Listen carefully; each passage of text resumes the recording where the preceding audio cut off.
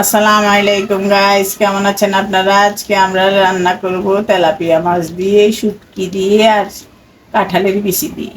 চলুন কিভাবে করি। প্রথমে কাঁঠালের বিচি চিলে পরিষ্কার করে নিয়েছি, তেলাপিয়া মাছগুলো লবণ হলুদ দিয়ে ভাজি করে নিয়েছি, পেঁয়াজ কাঁচামরিচও কেটে নিয়েছি। এবার আমি তেলে করে বসিয়ে তেল গরম দিয়ে পেঁয়াজ কাঁচামরিচ দিয়ে দিলাম, একটা তেজপাতা দিলাম, দিয়ে একটু ভালো মতো ভাজবো। এই যে হালকা বাদামি করে ভেজে নিয়েছি। এবার রসুন বাটা দিয়ে দিলাম, দিয়ে লবণ দিয়ে দিলাম, গুঁড়ামরিচ দিয়ে দিলাম আর হলুদ দিয়ে দিলাম, দিয়ে আর একটু ভাজবো মশলাগুলো একসাথে ভেজে। এবার শুটকি দিয়ে দেব। লোটটা শুটকি দিচ্ছি। লোটটা শুটকি আমি কেটে একদম গরম পানি দিয়ে ভালো মতো ধুয়ে রেখেছি। এবার লোটটা শুটকি দিয়ে আর একটু ভালো মতন কষাবো।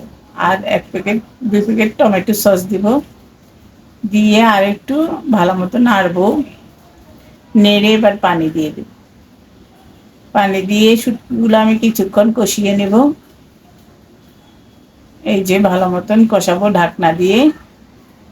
এই যে আমাদের শুটকি কষানো হয়ে গেছে, তেলগুলো যখন ছেড়ে দিবে তখন ঢাকনাটা উল্টে এই যে কাঁঠালের বিচিগুলো দিয়ে দিলাম। কাঁঠালের বিচি দিয়ে কিছুক্ষণ কষাবো। পাশাপাশি আমি গরম পানি করে রেখেছি, গরম পানি দিয়ে রান্নাটা করব। এই রান্নাটা কাঁঠালের বিচি রান্না করলে গরম পানি দিয়ে করতে হয়।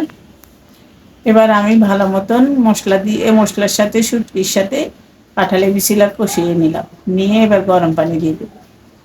দিয়ে এবার আমি ভালো মতন নেড়ে ঢাকনা দিয়ে দিই। যখন কাঁঠালের বিচিগুলো সেদ্ধ হয়ে যাবে তখন আমি মাছ দেবো। এই যে আমি এখন ঢাকনা উল্টে নেড়ে দিচ্ছি আর মাছগুলো দিয়ে দিচ্ছি। কাঁঠালের বিচি সেদ্ধ হয়ে গেছে।